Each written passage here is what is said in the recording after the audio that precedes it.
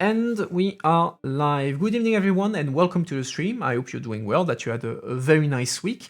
I'm very happy to have you back here for a new interview with a member of the European Parliament. Tonight, we will discuss with MEP Claudia Gamon from the Renewable Europe group, so on the center of EU politics. She is 33 years old. She has been Austria, so she's from Austria. She has been an MEP since 2019, so it's her first mandate in the European Parliament. And these days, she is a member of the Committee on Industry, Research and Energy, and a substitute in the Committee on Environment, Public Health and Food Safety, and in the Committee on Internal Market and Consumer Protection.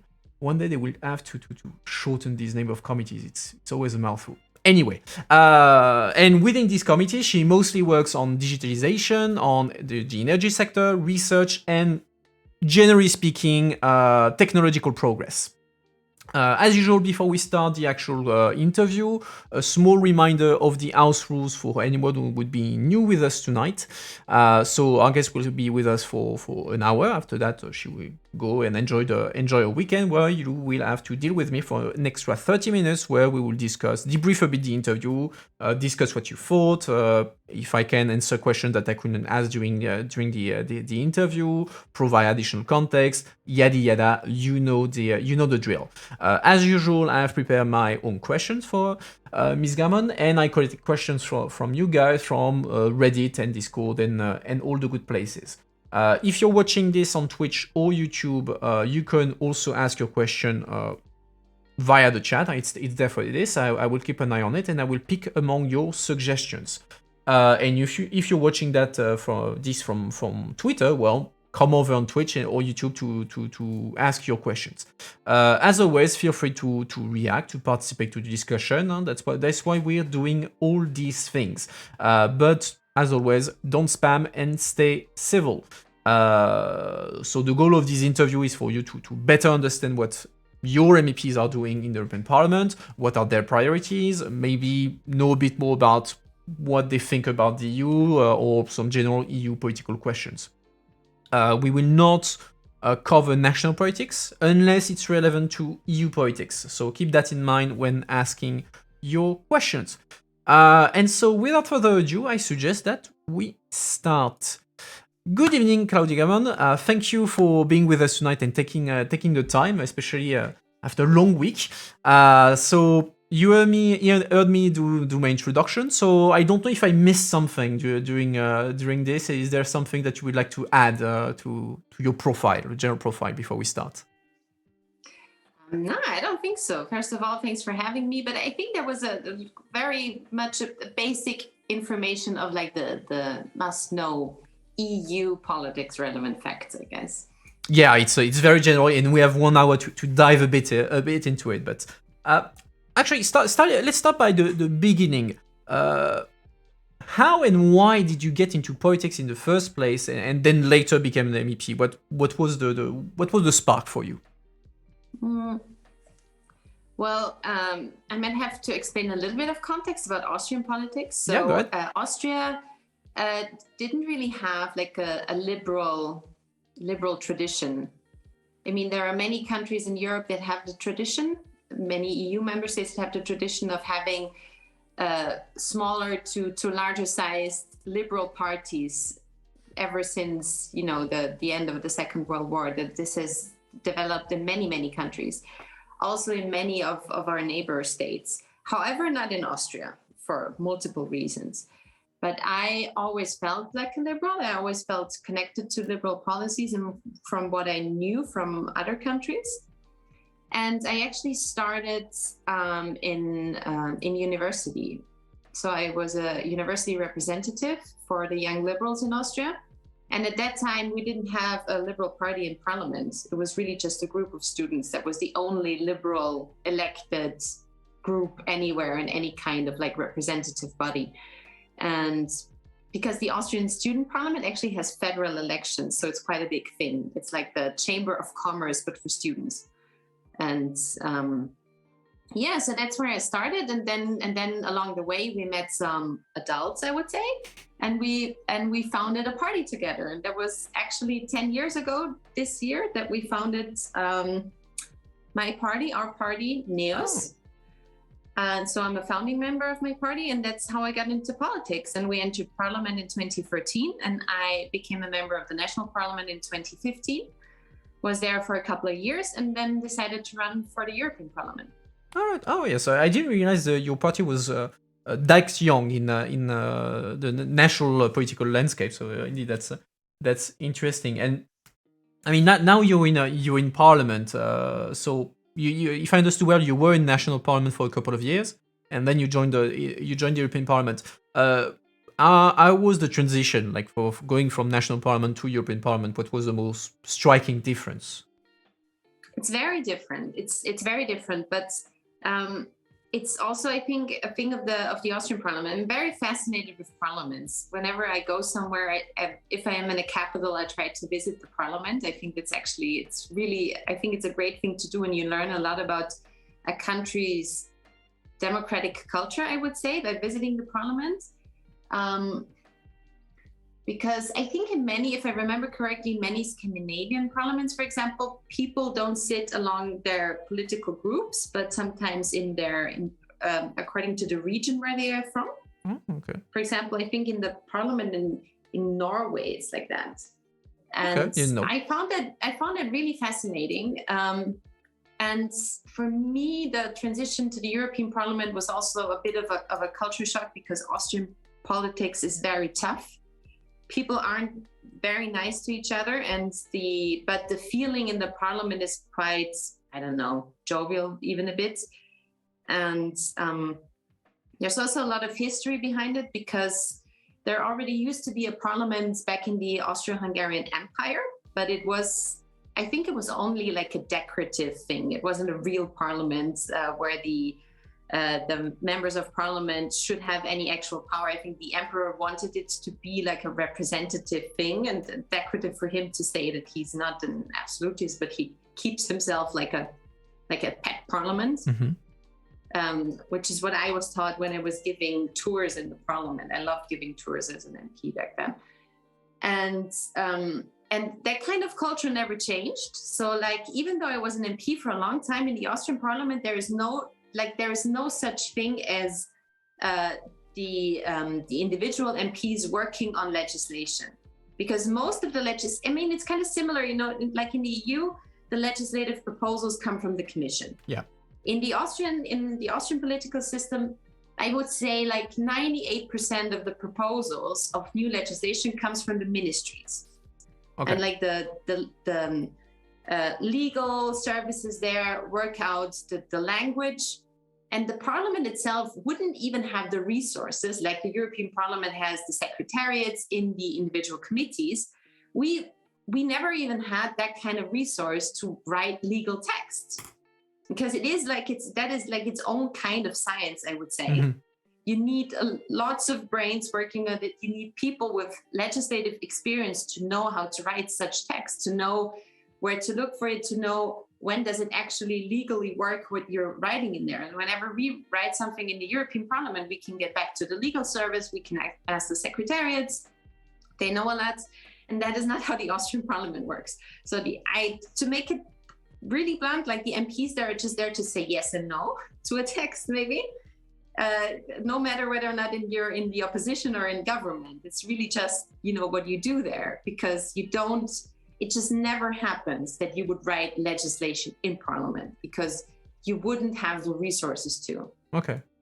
I think I had one and a half people in my team working for me, which is not a lot. Yeah. And now I have the staff, and you get the feeling you can actually do something. So it's a totally different feeling that you get to work. You really get to work on legislation. That was like the biggest difference, I think. And so now you get to work on actual legislation. So you're part of 3 committees. And so I mentioned the theme that you mostly work on, but more precisely, what are your specialties, so to say, in ITRE, in IMCO, etc., etc.? Well, I very, very quickly got into energy policy, actually, in the ITRE committee. And I wanted to work on climate relevant legislation from the start. And it just happened that I got the chance to work on an energy report as a rapporteur really, really early on in the mandate.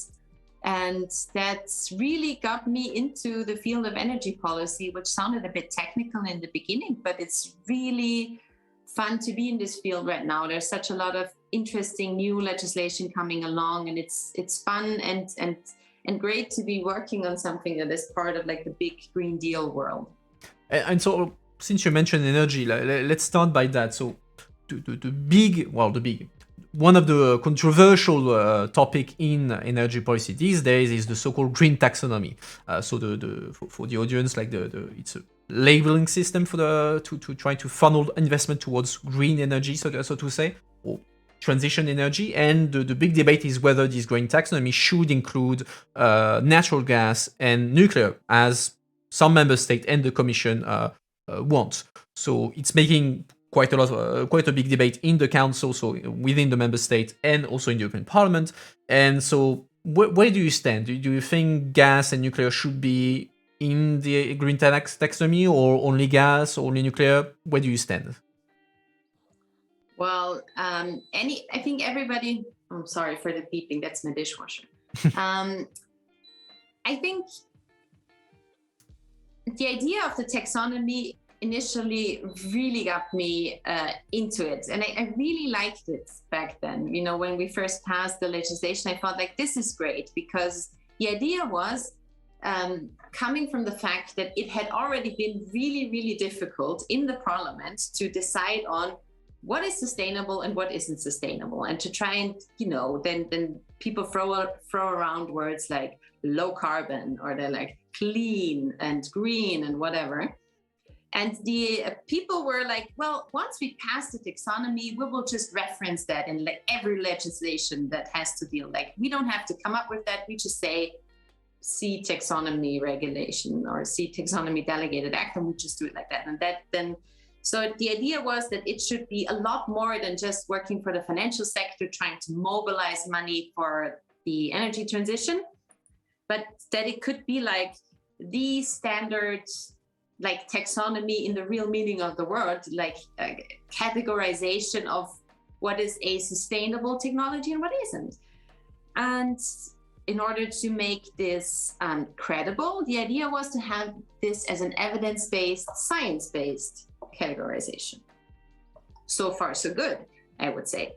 But I think that where the taxonomy is right now is just reflecting how energy politics works in the European Union. It's really difficult. We come up with standards and like big energy market design on the European level. But when it comes to the fact, what energy sources do you want to use?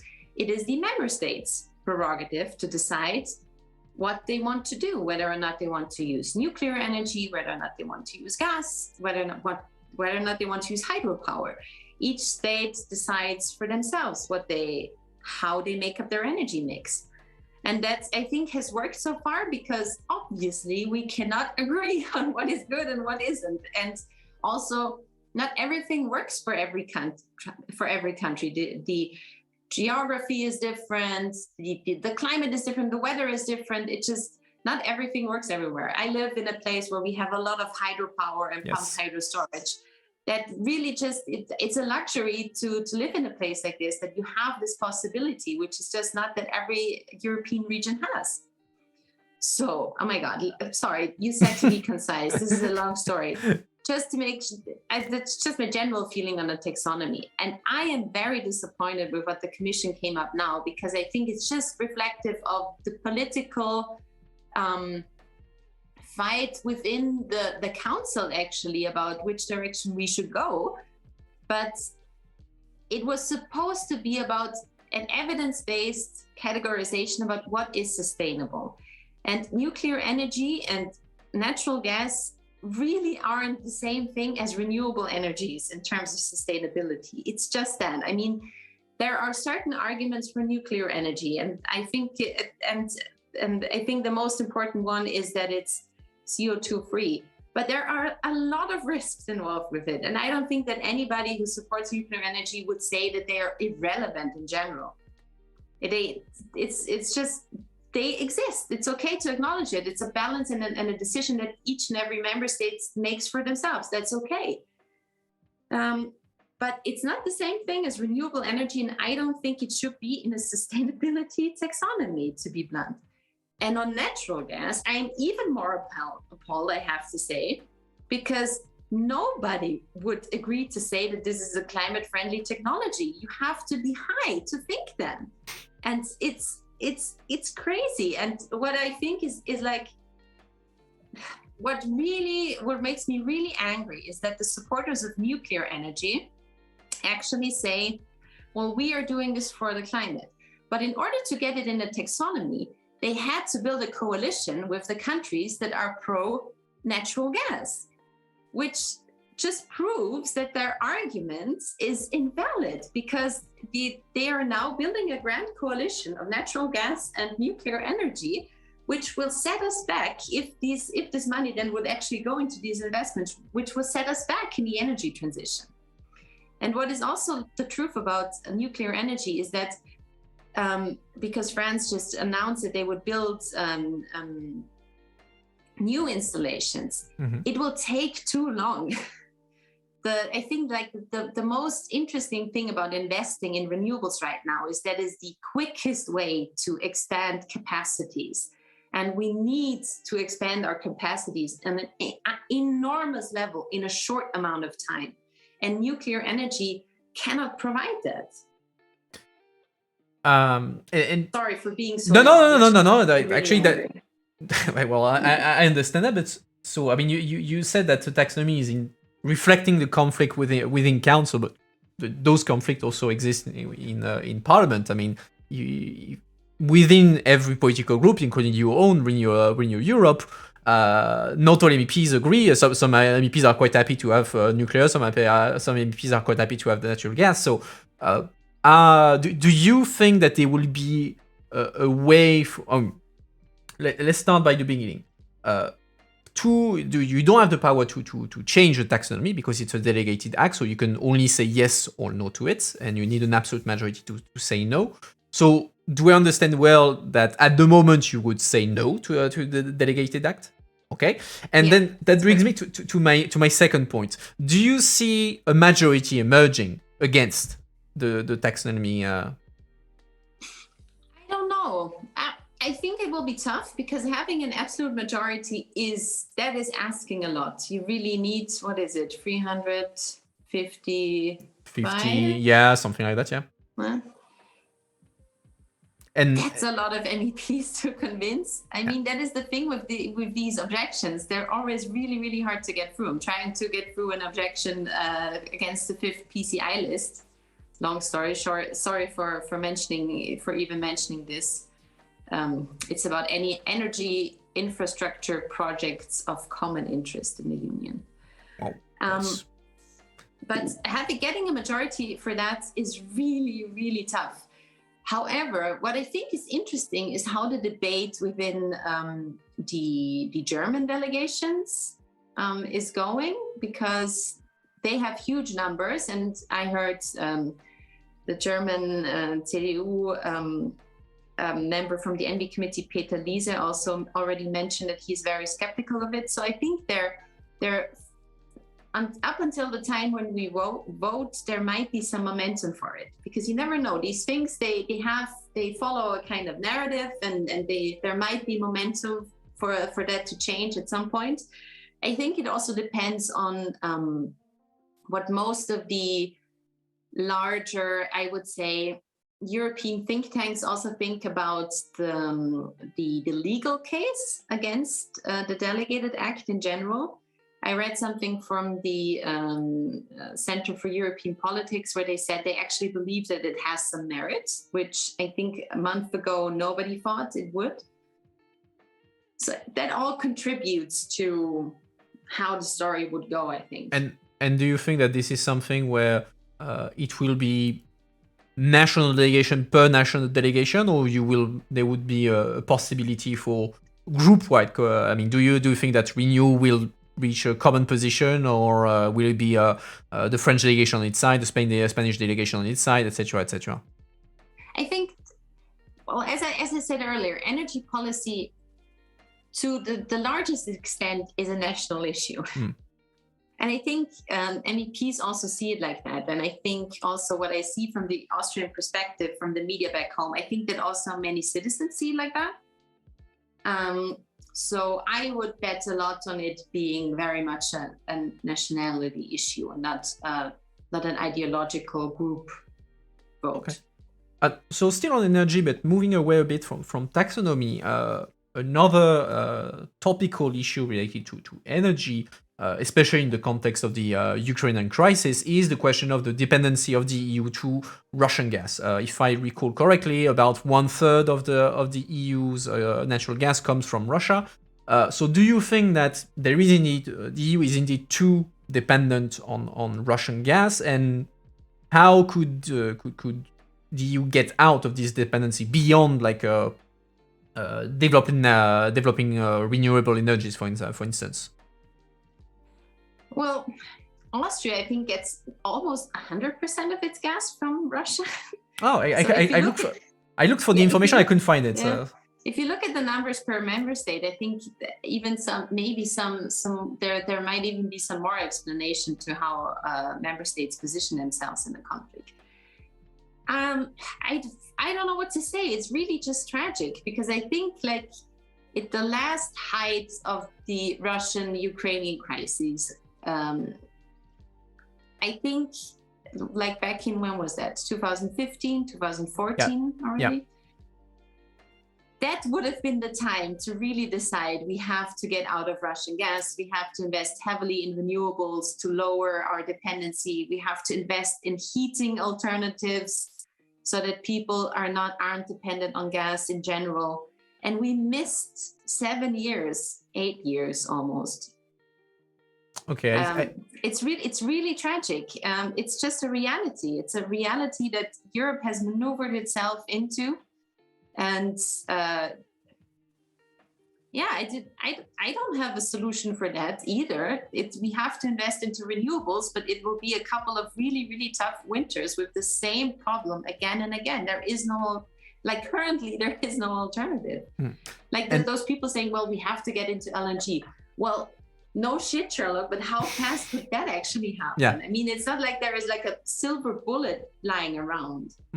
And still linked to natural gas, do you think then that the decision of the Germans to build a Nord Stream 2 pipeline between Russia and Germany to bring Russian gas directly to Germany was a strategic mistake from Germany, and overall also a strategic mistake for the EU to not push back against that?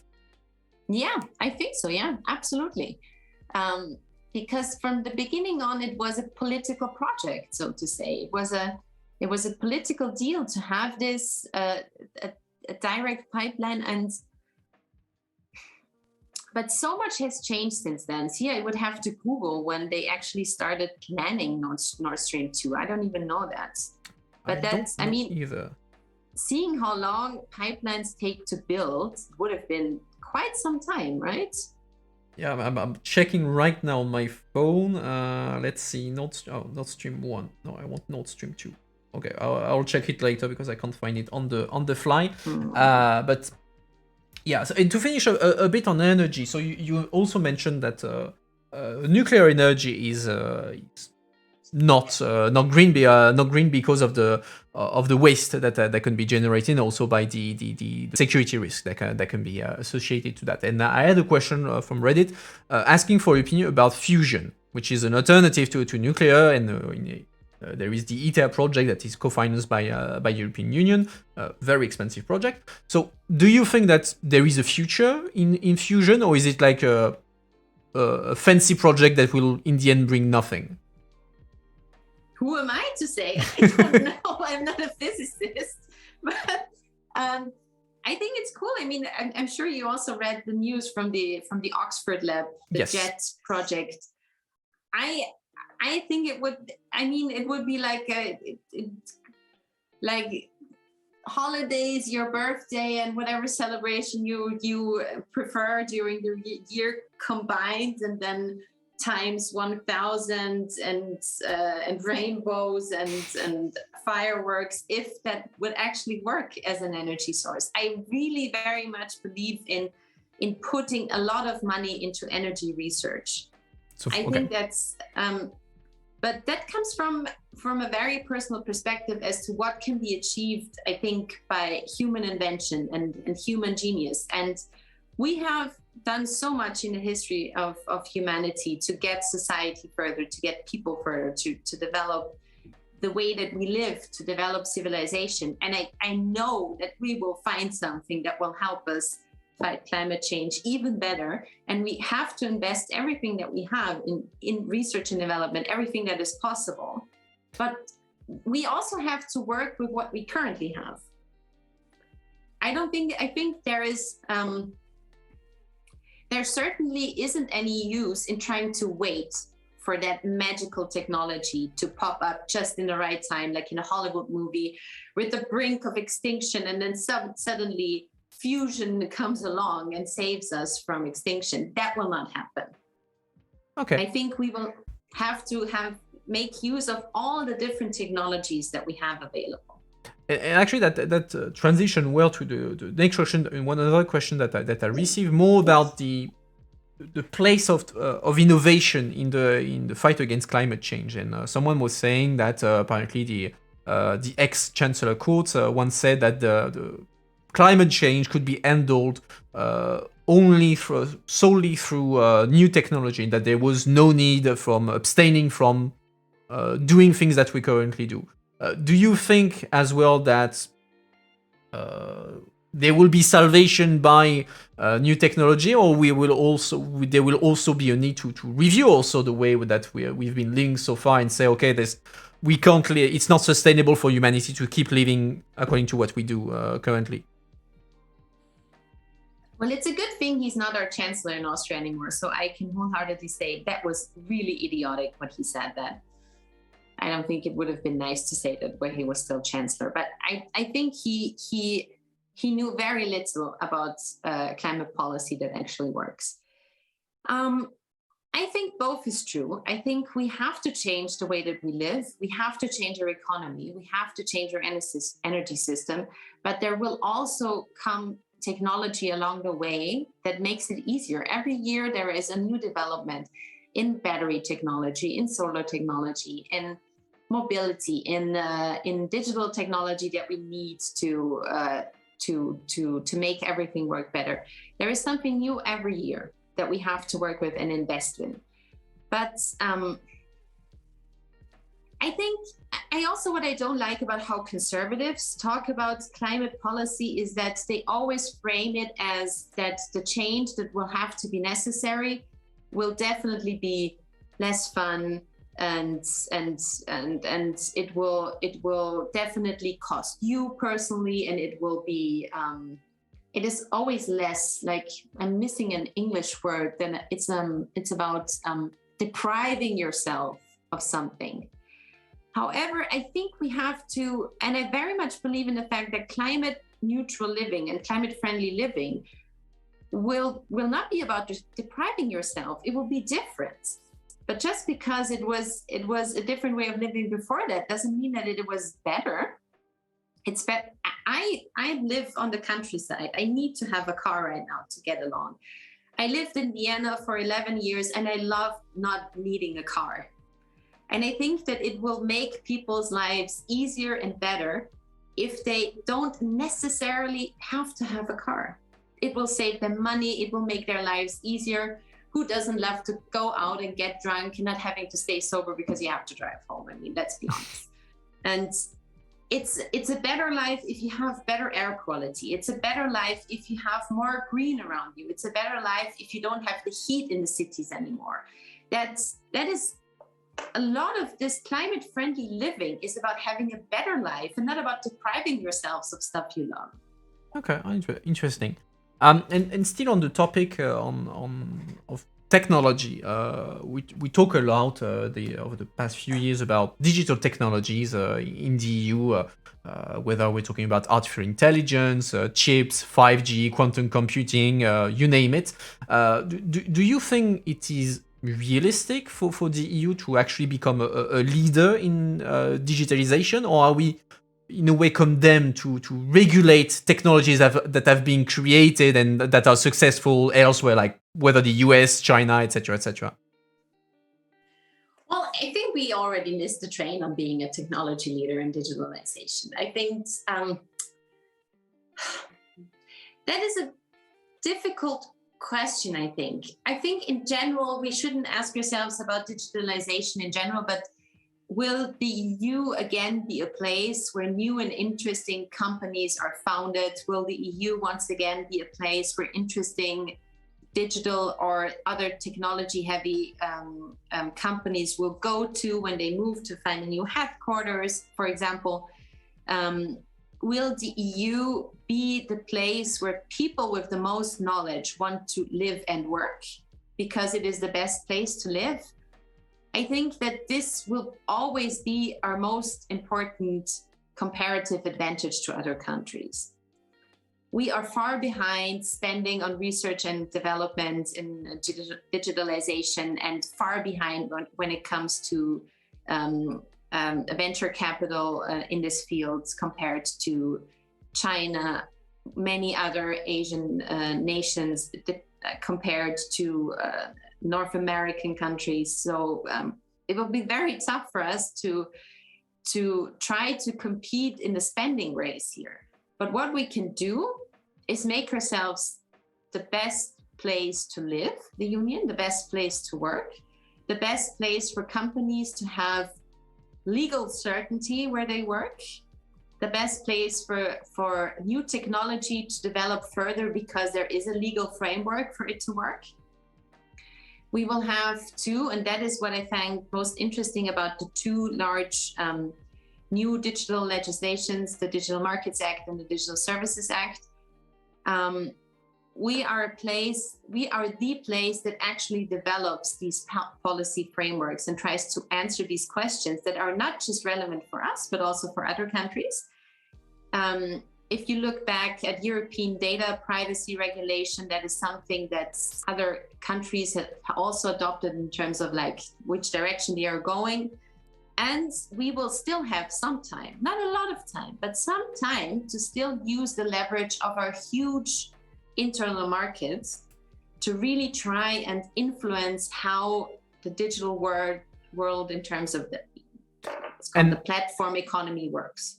And so you're saying that the EU should not aim for let's say become the champion in terms of AI chips. They compete directly in terms of spending with China, with Russia, China and the US, for instance. But what do you think currently the EU is lacking? What is costing the EU companies saying, "Oh well, I'm going to establish myself in the EU. I'm going to have my workers working in the EU." What is slowing us down from your point of view? Where do we start? It's so many things. I think it's just compare the money in public funding for research and in private funding for research in the EU to those other countries that you mentioned. There is a huge gap. If you compare the money that is around in venture capital funds in these countries, there is a huge difference. If you look like at the biggest funds in Europe and compare it to the biggest funds working in North America, like what is being spent here is peanuts in comparison. And in China, it's the same thing. And I also think that we are in general very much not... If I take Germany and Austria as an example, those are two very bureaucratic countries. It's really hard to found a company here. Well, you can get it done, obviously, but if you compare it to some other European countries, for example, Estonia, where you can do it, like I think in 30 minutes online, it's a days long, if not weeks long, bureaucratic journey through the institutions. And I do think that bureaucracy and an overblown state, I'm very much in favor of a strong state, but the overblown bureaucracy in many of the larger European countries definitely hinders us in becoming, once again, a leading country for super innovative, especially smaller and medium-sized companies. And also like this, there is this story like that. I mean, we've talked about this in the parliament also a lot the last 2.5 years. Let's build like really big European champions, as if that it would be something that you could just, like with the flick of a hand, that they suddenly appear, or you just throw money at the problem and they will be there. I don't think it works like that. That was actually my next question about this idea of creating European champions. So, like you said that it's not something that you snap your fingers and they suddenly appear, but there's also a debate around that, more linked to competition law. That EU competition law prevents the creation of European champions. Do you think that it is the case, or that it's the source of the fact that we don't have European champions has nothing to do with competition law? Well, first of all, I'm not a competition law expert, so this is really just my informed opinion about the question. Is that it's neither nor. I think like the most famous cases like Siemens, Alstom, and what is always being mentioned, I think that would have to be that is not a. I don't think that this case showed a systematic problem in competition law, but it really was like a one case that stood out for public scrutiny. But competition law also gives us the huge advantage of having a super competitive market. That is also something that could be, if you don't have it, a huge problem with other countries. I mean, just looking, for example, at the history of American competition policy, back in the Reagan area, where they scaled back competition policy and the problems that they have now with the oligopolistic meatpacking industry, for example, which is the most absurd story which is bringing about so much problems in their agricultural sector for farmers everywhere, just due to a lack of competition. So I think our competition law is also an advantage, maybe not always visible in the short term. And I do think that it needs an update for digital companies. I do think that they have different variables. They function in a very different way than what this legislation was built for. But I don't see it as a systematic problem to have this. I see it as an advantage, but we will also, this kind of legislation has to go with the times. And maybe this is one of the problems that the EU has, and you work in the European Parliament, so you know this, is that we're so slow with regulating. Like, we're only regulating after the fact. We're never like, we have a really hard problem, especially with innovation and technology heavy new stuff that just comes up, to make like anticipatory regulation for that, to anticipate what you don't yet know, to make sure that there is room for new things to grow. We are always regulating after the fact for different technologies. I think that is, and it takes so long. It takes so far long. So that is a big problem. I will, if you don't mind, I will go back to the topic of energy, because I have a couple of questions in the chat about nuclear. So you said when we talked about taxonomy that you don't agree with the fact that nuclear energy and gas are in taxonomy. And so the person in chat was asking, but isn't it not a waste of time, but focusing so much on the question of nuclear power, because he talks about nuclear power specifically, is it, instead of focusing on nuclear power, why don't we just focus instead on the idea that the problem is coal power? And so to make the transition to shut down the coal plants in Poland, in Germany, everywhere, the other technologies like nuclear, for instance, and probably gas, etc., could be used as a transition energy, and then later on go to renewable. But what matters most is to arrive at the carbon neutral level. So do you think that it's the focus should be on nuclear, or on the idea of getting rid as fast as possible of the most polluting, for instance, coal? Of course, that is the most important point. That is the most important point. But that is not what the taxonomy is for. That is what systems like the emissions trading scheme is for. Because our ETS actually managed to put so many coal companies out of business, because it's just not, it's not a good business anymore in Europe. It's too expensive to have coal-fired plants. They are decommissioning one after the other because it's too expensive. That is how the ETS actually works with the carbon price that we have now.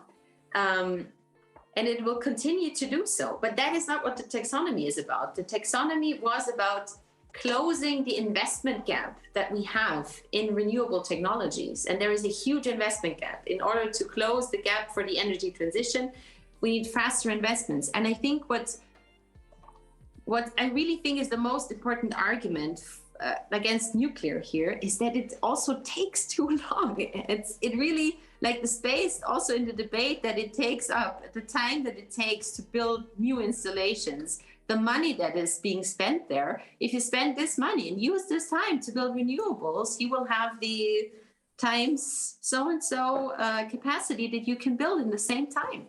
Okay. That for me is the most important argument. We always forget, we always think about climate neutrality, 2050, we still have some time. We don't have much time left. Like we have minus 55% emissions reduction goal in 2030.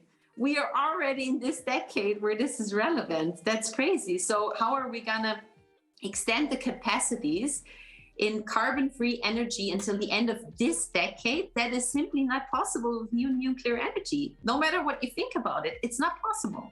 But at the same time, we talk about a lack of investment in renewable energy. But the one issue, apart from hydropower, one regular issue when it comes to renewable energy is the fact that they're inconsistent. So you always need double capacity for the case where you don't have sun, where you don't have wind, etc. So that's where the argument is. Well, that's where you need a gas plant, a nuclear power, because they are constant, more or less, and so they can serve as a cushion when we don't have sun and etc. etc. So.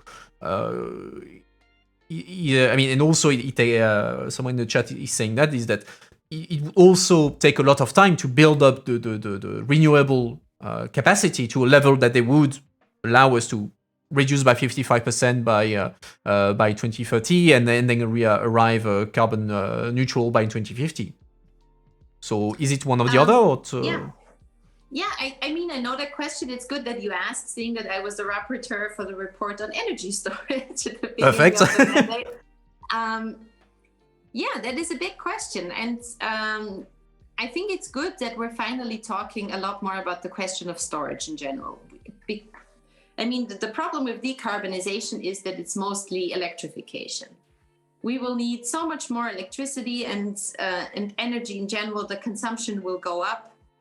And we will have to store it somewhere for because not just because the sun doesn't always shine and the wind doesn't always blow, but for other reasons. You need it for the stability of the grid as well. Mm-hmm. You need a lot of storage. Like this story that was a year ago with like the almost blackout happening in Europe. I don't know if you remember that.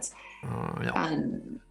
It was somewhere in like the southeastern corner of the Union where they had like a big outage, and the question was whether or not there would be a blackout all over the Union. It was all over the media. And I tried to get a bit on the background of that. And what all the experts told me is that the most important fact that we did not have a European-wide blackout was Austrian pumped hydro storage. Mm-hmm. Which is always available with large capacities and that you can use in situations like that to stabilize the grid. And we have to invest heavily in energy storage. And energy storage, when I started researching that, I really found like this is one of the fields where you have so much more potential for technological development, be it thermochemical storage, for example, or there was this really great project that we looked at in a German university, which are trying to use old coal, not plants, but old like coal mines. Yeah.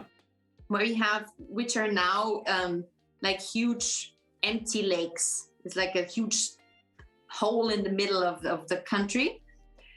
And they are trying to find solutions of whether you can fill it up with water and like put in an installation in the middle that could be where you pump water in and out and use this energy is like using this new lake as a water battery, so to say, so that you wouldn't need the elevation difference that you need right now in hydro storage. Mm-hmm. Okay. But also trying to use other like decommissioned old coal mines for pumped hydro storage, because you just need a little bit of elevation difference. It doesn't have to be like thousands of meters like here where I live, but it could be just a little bit actually. And there is so much potential there. But that is what I'm saying. Like, if we want to manage the energy transition, we will have to look at everything. I think that is so annoying here in the debate. It's always like, but this technology and this technology and this and this and this. I think we will have to use everything anyhow. We will probably use everything that is carbon free at some point. And there will have to be so many different aspects of this puzzle to really, really work. But the taxonomy is about the investment gap in renewable technology. I just think it's the wrong place to debate the pros and cons of nuclear energy. Okay. It's just not the place. I'm looking at the time, so I'm going to move away again from energy to go this time talk about Austria actually a little bit.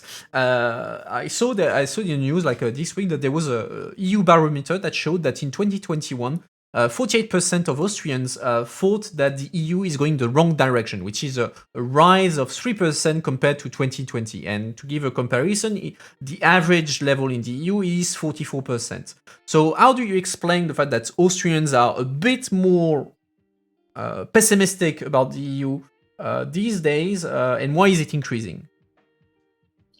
Austria has always been a very in comparison, a very Eurosceptic country. If you look at the Eurobarometer way back, it's always been like that. And we have had our ups and downs with our relationship with the European Union, and it will go up again. As an Austrian, we have had so many scandals with data like this. I don't know if you know that, but there was always also a survey being bought from the finance minister, which is actually why he had to resign. Long story. Mm-hmm. So don't trust any kind of data survey that you haven't invented yourself or something like this, like a German saying. If you haven't faked the results yourself, don't trust it. So I don't know. I don't know why it's particular this year. No idea. It comes and goes okay. Up and down. But like you mentioned, Austria has a history of being a bit more Eurosceptic than the neighboring country. Indeed, it has been a tendency, and I was reading about it today in preparing the interview, and I mean I remember that already that in 2000, so long time ago, more than 20 years ago. It doesn't make me any younger, any of us any younger. Member state briefly isolated diplomatically Austria due to participation in the government of the far right. You mean 20 years ago? Yeah, more than 20 years ago. And the fact that far right government, far right party joined the government in Austria was part of the reason why Article 7 was created back then, which now is stuck for rule of law. But that's another story. But how do you explain that 20 years ago, having a far-right party join the government automatically created an isolation of the country, and now, I mean, we've seen, far-right party came back in government with Kurz in Austria. We've seen the far-right in Italy as well with the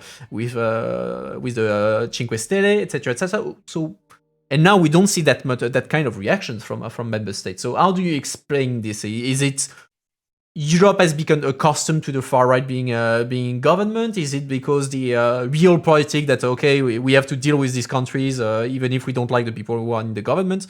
What's your take on that? Well, Austria is certainly accustomed to having a far right party. We've had them all my life. And I'm 33. They existed before that. So I grew up with having a very present right-wing populist party in Austria. And they are everywhere. They have mayors. They are are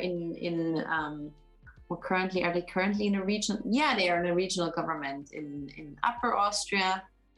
And so they have been in regional governments everywhere in the past 20, 30 years. They have been in national governments. They are an established party. They are, I have a hard time saying this because I think it's really bad, but they are mainstream politically in Austria. I mean, and they have, as right-wing parties tend to do, split up a couple of times in their history. That is something that they all have in common, right-wing parties all across Europe. They tend to disintegrate at some point and then get back together, whatever it's really. And for most of the time, ever since I had the chance to vote, and before that, like this right-wing voter, the right-wing voters almost, I think, all the time made up about 25 to 30% of the vote, which is a lot. And every time in the European Parliament, somebody could, like, we debate about this because we have the cordon sanitaire, and we debate about where do you work with the right wing and the ultra right wing. And it's always like, we cannot do this. This is a red line. And I'm like thinking, this is so normal in Austria. It's very cute, but this is so mainstream in Austria. It's always funny to see the different views of where people like really have a hard time accepting if they have a really, really small right-wing populist party in parliament. And I'm like, they are one of the biggest parties in Austria. I have to deal with it every day.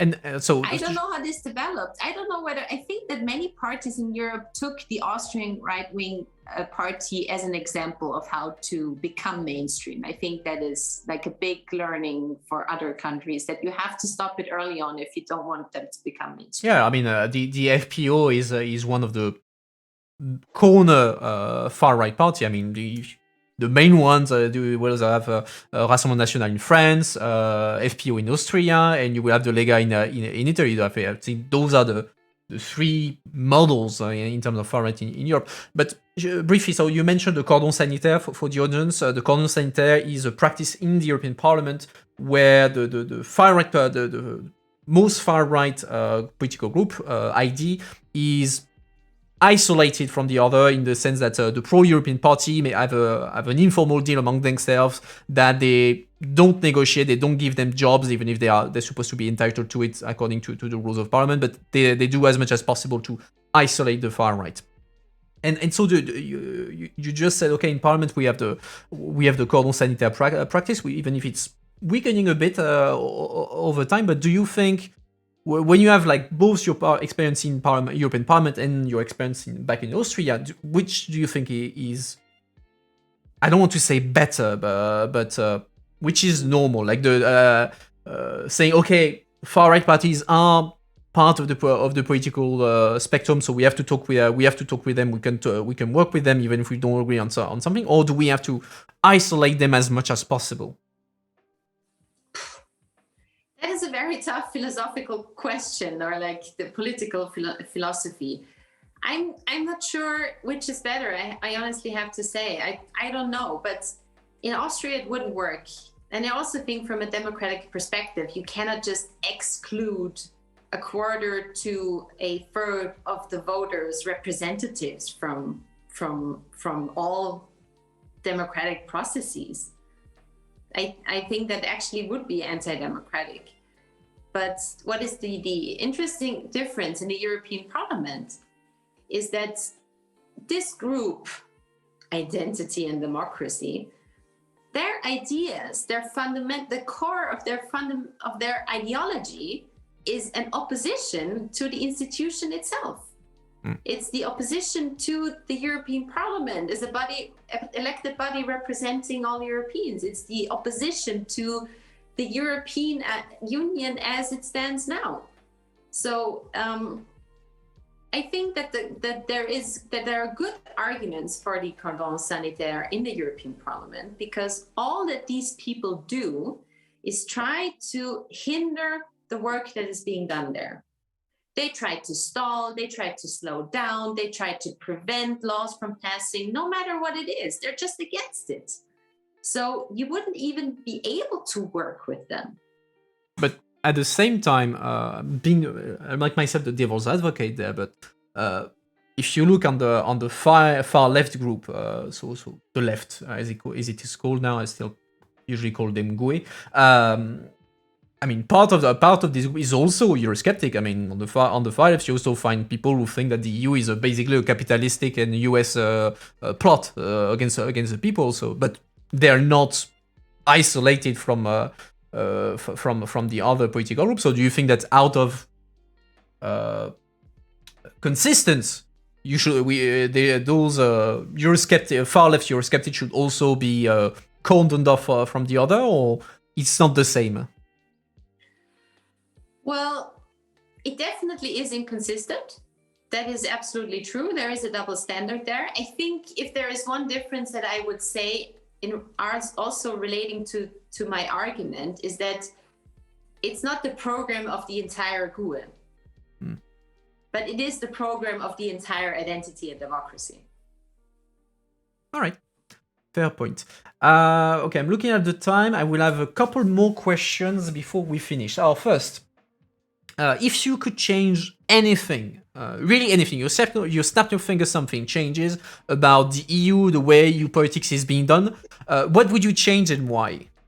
I hate this question. I get it all the time. I don't know.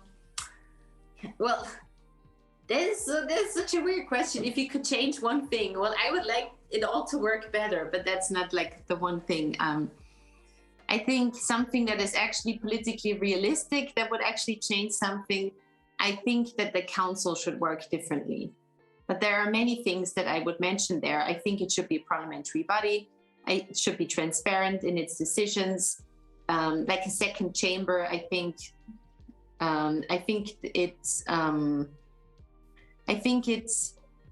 there should be no veto possibility anymore. All these things. I think changing the way that the council works and comes to decisions would really change a lot and bring a lot of movement and reform forward.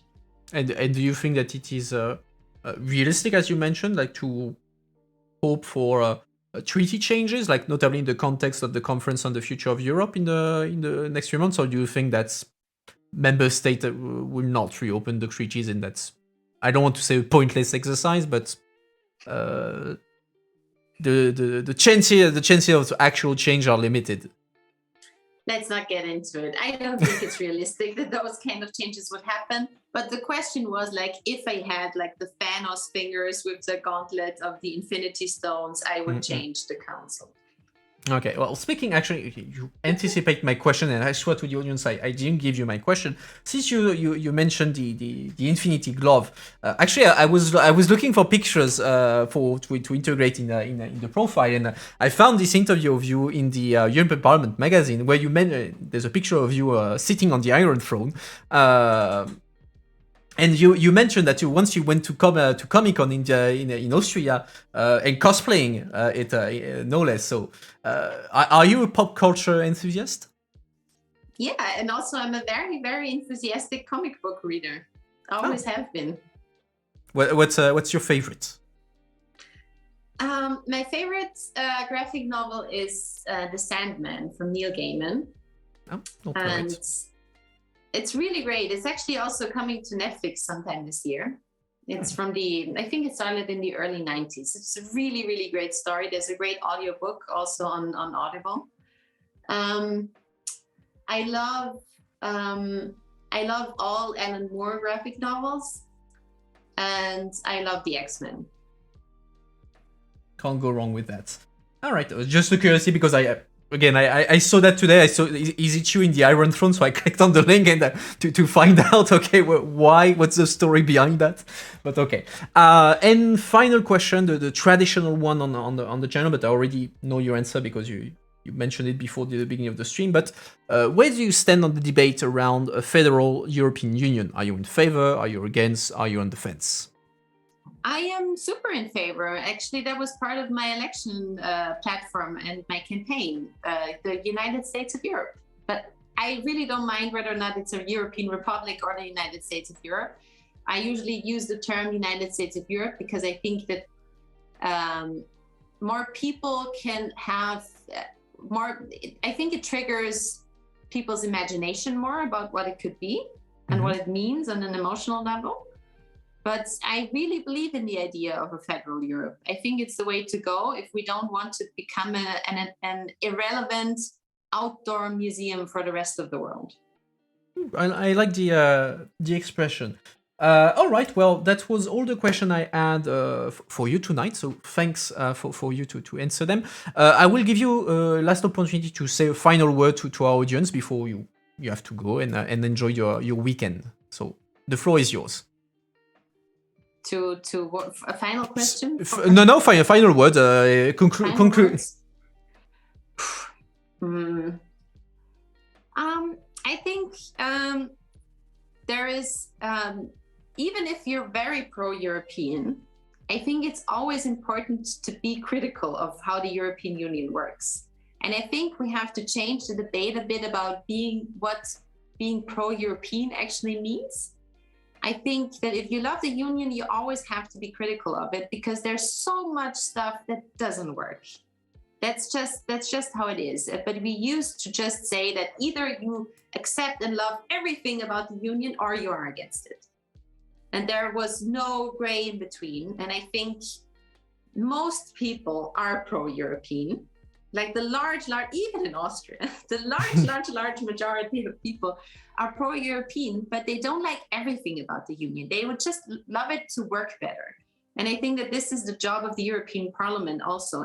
Why do we want to reform the union? Because it should work better. It's not like a goal in itself. It has to provide better. It has to work better for its citizens. And that is like what I think being pro-European is about. Those were great final words. So thank you for taking the time tonight. Chat, make sure to thank Ms. Gamon for her time. You can follow her on her Twitter account. You have the link below the video feed. And well, on this note, we will start the debriefing. Ms. Gamon, thanks again. Hopefully we'll see you again on the channel in the future. And I wish you all, first, a good weekend and a good evening. Yeah, bye. You too. Goodbye. Have fun. All right, guys, let me switch to discussion mode. All right. So tell me everything, what you thought. I'm just closing Zoom in the meantime. Bim, bam, boom. Okay. So what did we think of the interview? Did you like it? Did you not like it? Did you agree? Did you disagree? There was a bunch of questions I couldn't ask because otherwise I saw that on energy policy, because otherwise we would have spent a full hour on that. Not that it would not have been interesting, it's just that I had other topics to cover. But yeah, it was rather interesting, I have to say. And I think that's the first time we have an MP saying fuck on the channel, which is refreshing. Refreshing. But yeah. All right. So as usual, I have prepared my. I have taken notes. So I've selected 4 different topics that could be worth a discussion for the debrief. So first, of course, if you have questions, history being made live. Indeed, that's why I'm doing this stuff. But yeah. And of course, if you have questions, if you want to raise something, the chat is there for that. We can have a chat. That's why we're doing this. So first, it was interesting. That's something that is actually true in France, but also elsewhere. She mentioned that she was a national MP for a couple of years before joining the European Parliament, and she said, "Oh yeah, but in the Austrian Parliament, we don't have a lot of people." She had like one assistant and a half. Working for us, so they don't have like a secretariat, they don't have legal services that they can use to help them do their job and say, oh yeah, when suddenly I arrive in Parliament and I have everything. Well, everything might be a big word, but it's true that in quite, I would say in many cases, the European MEPs have more means than national one. Like for instance, in terms of assistants, the average MEPs we have in average between two and three assistants. Sometimes even 4 if they are or more if it's justified. But if there is a cap on that, they have a rather generous budget to pay for assistance. Like MEPs have. a little less than 25,000 euro per month to pay assistants, to pay missions, the interns, that sort of thing. So that's a kind of a big budget. I think in France, the National Assembly, a MP has like 10,000, 12,000 euro to pay for their staff, all in all. You have the staff, of course. You have the legal services. You have the staff from the secretariat of each parliamentary committee to help the MEPs. The parliament even has its own internal research service, EPRS, which I recommend because they actually do very interesting notes very regularly on a ton of topics. It's always very very interesting to read what they do, and it's public, so it's a good resource if you need to know about particular topics. But like the fact that MEPs have, I don't want to say a lot of means, but more means that many MPs is something that is it's not a mistake. It's not a coincidence. It's actually a strategy that is pushed very much by the parliament, and notably by actually emphasis even more by the current Secretary General of the European Parliament. So let's say the administrative head of the European Parliament, a German called Klaus Welle, who is basically obsessed with the US Congress, and his goal in life is to make the Parliament as powerful as possible and as close as possible as the US Congress, because US congressmen in the US have a lot of means. They have huge offices, they have huge resources, and so Klaus Welle always wanted the parliament to be as big and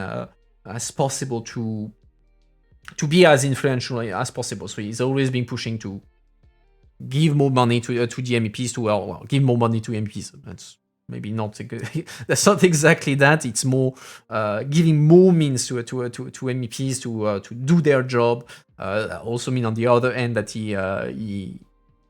there was a few criticism of the fact that the parliament was going on a buying spree when it comes to buildings. Like they do expensive renovation, they buy buildings, and so people are saying, well, maybe it's not necessary for the parliament to pay hundreds of millions of euros for buildings that, well, are they actually needed?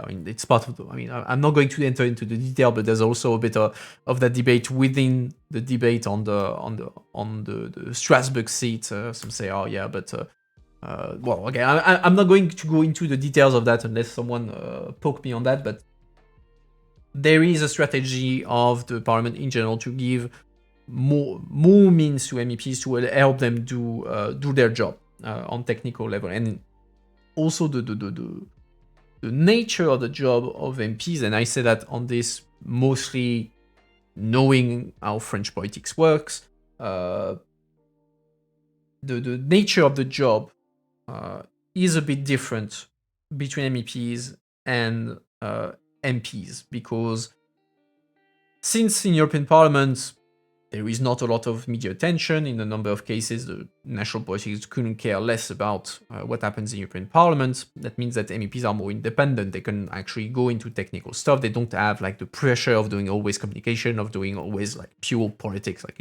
in France, there is no, I remember back when I was in Parliament, when people from the National Assembly or the Senate would come to European Parliament to see a bit how it works, they were always very shocked about the means that we had, but also the kind of job that we're doing, because we're doing everything like on the technical level.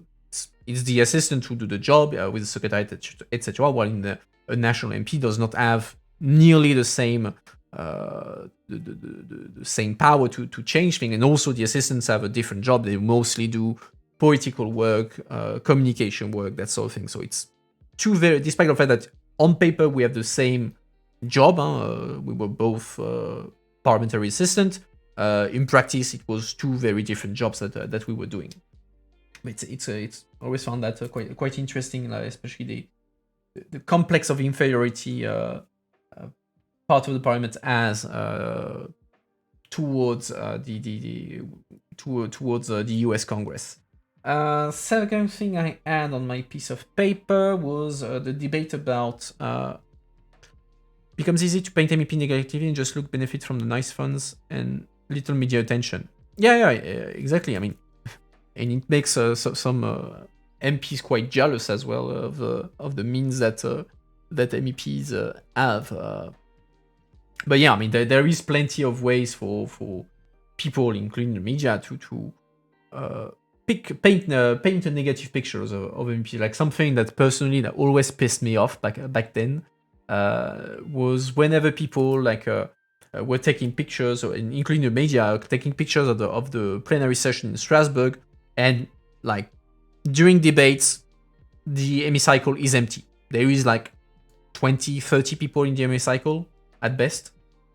That was yeah. Unless something is extremely political, you don't have a lot of people in the hemicycle during debate, and so people say, "Oh yeah, but what is this parliament where MEPs don't do their job? Then they're not working. They're not there during the debates. We pay them to do nothing, etc., etc." So easy way to paint them negatively. And in fact, you're like, yeah, but I mean, what's the point of like the MEPs who are attending the debate are the MEPs who matter. They are the ones who work on the topic. I mean, sure, you could have at all for every debate 700 MEPs in the hemicycle to follow the debate, but like 95% of them would just be on their phone doing something else because they're not an expert on the topic, they're not interested in this topic, they want to do something else. So yeah, they would be in the room for sure, but they would not be listening or participating because they don't have the knowledge, they don't know the topics, etc., etc., etc. And so there's that, and also the fact that MEPs are not in the hemicycle does not mean that they are at the bar having beers and having fun or anything. I mean, they're actually in parallel of the debates. There are plenty of meetings in plenary sessions. I mean, it's not for nothing that people, when they come back from the plenary sessions, they're all sleeping because it's exhausting. You're just running around everywhere. MEPs as well. So it's not as if MEPs were having grand fun times instead of attending the plenary sessions. But anyway, I'm ranting about something completely unrelated to the interview. So let's get back on track. So the next topic I had was the role of the EU as a leader in terms of digital regulation. So that's something that the EU has been quite happy and quite proud of itself on that. That yeah, we can't create technology, we can't do technologies for shit, but we can regulate them and we do that well. And it's true. I mean, especially since data protection, the RGPD, GDPR, sorry, in English. GDPR is kind of the sacred cow for the EU. It's like the one big achievement that the EU was the first to create rules to protect personal data, and these rules, it's true, have been used as a model around the world. You've seen a number of countries around the world.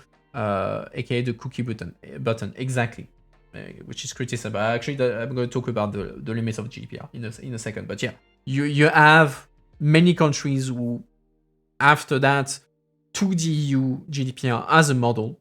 The digital Brussels effect, indeed, that's indeed that. And the Brussels effect, it's an actual thing. It's something that was that was studied and proved to show the regulatory influence of the EU around the world. That's something I think that was the concept was invented, I think, in the US. I never remember if it's Harvard or Columbia or whatever, but I'm sure it comes from the US. But yeah, going on digital, GDPR is the golden standard, etc., etc. And they hope to do the same on all the other digital policies. Like, for instance, on these days there is the Digital Services Act, Digital Markets Act, so the rules on platforms and the rules on competition law, basically for big digital companies like Google, Amazon, etc., etc. And the EU is always proud of being, we're the first to do that. In the US, they're not nearly anywhere there. I mean, to this day, there is no federal law on US federal law on data protection. Some federal state did it, like California, for instance, has its own data protection rules, but there is no US-wide data protection rules. But yeah, there is also limits to the ability of the EU to be so influential on. I mean, no, not limits on the influence it can have, but in limits on the efficiency of this rule. Like GDPR, it has become. Everyone says it's a regulatory victory for the EU, but it's an enforcement failure for the EU because we have very nice rules, but they're not enforced, or it's a mess to enforce. One of the reasons for that is because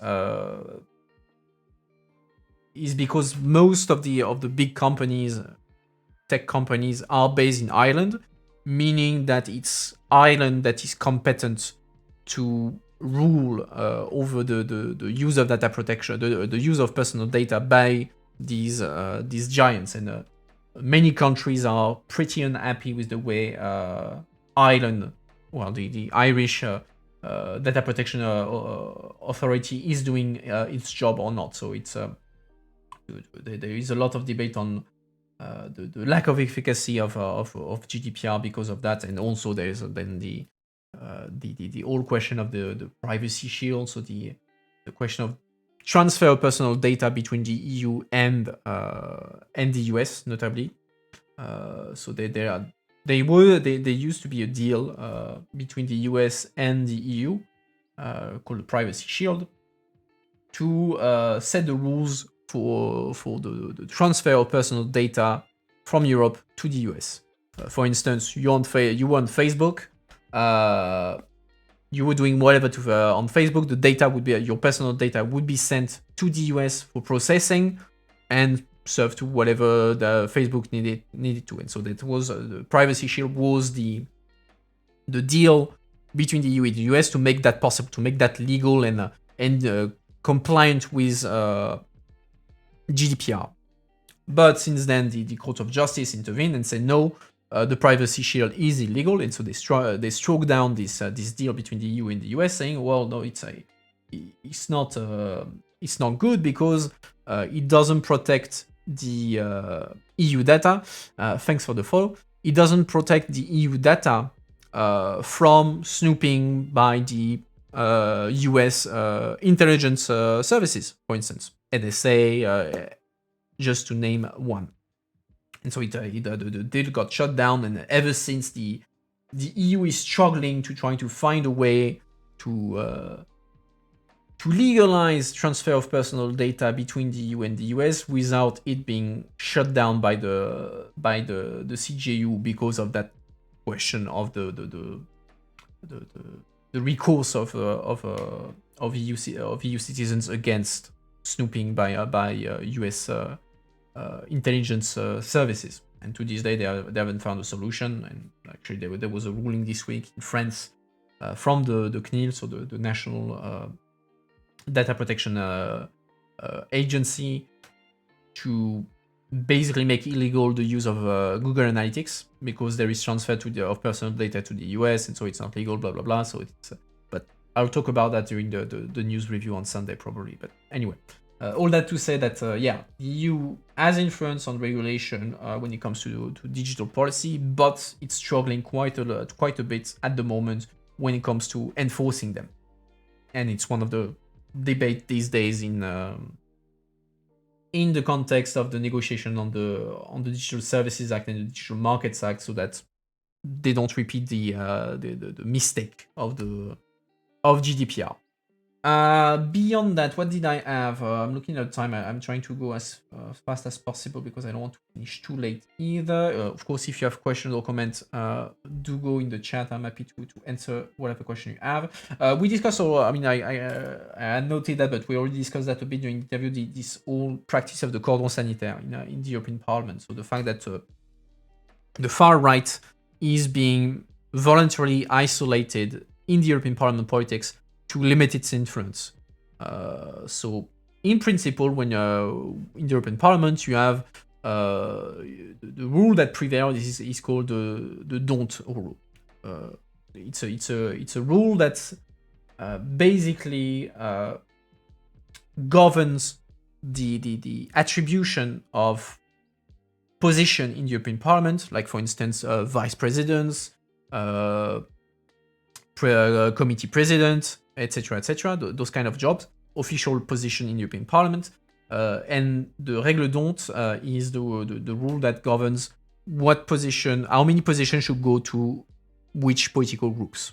And so in principle, the rule is that the repartition of this position should reflect the composition of the European Parliament. So that means that the biggest group, if the biggest group is the EPP should get proportionally more or less that same amount of committee chairs, vice president, etc. Same for the, and then you go down the line. So first pick is EPP, then SND, then Renew, etc.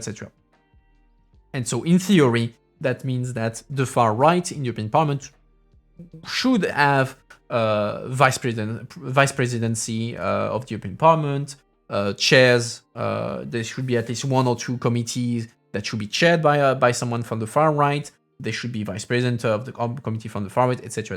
But the other parties, the pro-European parties, so EPP, SND, Renew, the Greens, and I think also the GUE, but I'm not sure.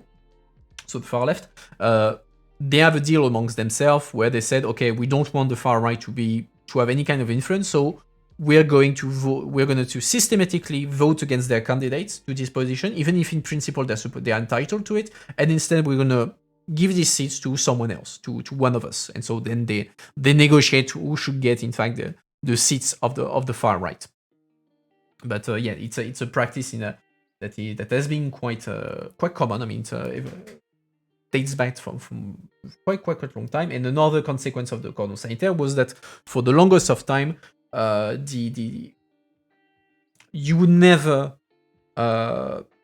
negotiate or vote in favor of whatever came from the far right. So if a far right MEP was tabling an amendment, no matter if it could have been the perfect amendment, the thing that made the most sense in the world, because it came from the far right, you would vote against it. Likewise, you would never negotiate with anyone from the far right. So either in shallow meetings, so the negotiations on parliamentary files in European Parliament, you would not negotiate with the far right. You would make coalitions with whoever, but not the far right. So, and actually, if you were to suddenly decide to make a coalition with the far right, everyone else would vote against you because there is the far right in your coalition. This tendency is weakening a little bit. That being said, because like during the previous mandate, it was for sure like anything with far right was systematically voted down, and you would not talk to the far right, etc. Now, especially on when it comes to the EPP, practice have changed a little bit. Like they nowadays it's not as taboo as it used to be to vote in favor of a far right amendment, or even to include far right amendments in compromises. The only red line is like on when it comes to values, European values, etc. On this, there is no compromise possible. But on other things, it's considered more and more acceptable to discuss with them, because the argument is, well, they are the fourth. I'm just counting. Yeah, the fourth biggest group in the European Parliament. So you can't. I mean, at some point you can't ignore them. But anyway, I mean, then it's a matter of politically, do you think it's a good idea or not? That's up to everyone to judge. And the final thing I'd add was the closing word of MEP Gamon about what being pro-European means. And actually, she made a very good point that there is this caricature that it's if you're not with us, you're against us. So either you're pro-European all the way and you can't criticize the EU in any kind of way, and otherwise, and vice versa. If you have you can't criticize, you can't be against the EU and say that something is good. And she said no, it's actually counterproductive to do that. And as a pro-European, you should be able to criticize the EU. It's not a perfect body, and it needs criticism. And it actually, I particularly agree with that, because we have seen like the how we can backfire to make a caricature of any criticism of the EU. I mean, if you remember, like, let's talk about Brexit, for instance. Brexit back then was, but people who vote for Brexit are all just the far right. Who gives a shit about them?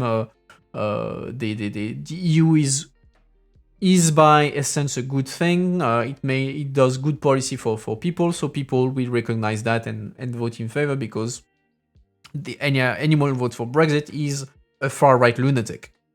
Except that Brexit won. Oh shit! I need to learn how to delete this bot comments from YouTube, but I'll do that later. But yeah, anyway, we saw how it backfired, because Brexit won. Big news. I think at this point everyone is aware, and also it showed that criticism of the EU went beyond just the far right saying, we don't like the EU because migration bad. There is a whole branch of Euroscepticism that is not based on far right ideas, and you need to be able to address these concerns, and also to be able to say, the EU is not perfect, and it can be criticized, and that's quite interesting as an evolution of the political approach of the EU. I mean, 20 years ago, if someone you were to ask any MEP, why should people be in favor of the EU? The one and only answer you would get is, because it's peace on the continent. And that's it. You want peace on the continent, you are for the EU, and that's it. Everything else doesn't matter. Nowadays, you will not. I mean, you will still get the argument of peace on the continent, because it's true. That's true. But you will also get a lot of, there is Erasmus, there is the single market, etc. You will go more into details of concrete policies that benefit citizens, and it's the translation of a change of generation, because like generation of our parents or our grandparents, they either saw the war, or the new people the new directly people who saw the World War II. Generation of our parents, they saw their own parents, they saw their grandparents, so they had people who were able to tell me, before the EU, war in the EU is an actual thing, that's how it is.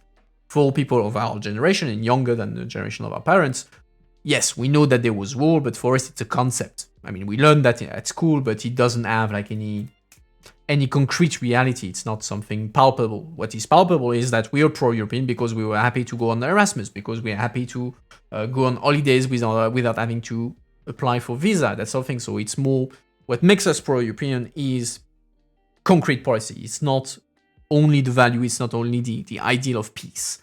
That's part of the change that sometimes people get frustrated of, and about the debate on the EU. But anyway, I'm rambling, but I look at the time, and so cohesion funds for the poor EU member. That's a big reason for the Eastern member states in the cohesion funds. I mean, and it works. Again, I mean, if you look at the states, again, I definitely appreciate that, and with reasons. I mean, in Poland, the EU funds represent about 3% of the GDP each year. 3% of the GDP each year. So that's a lot of money. A lot of money.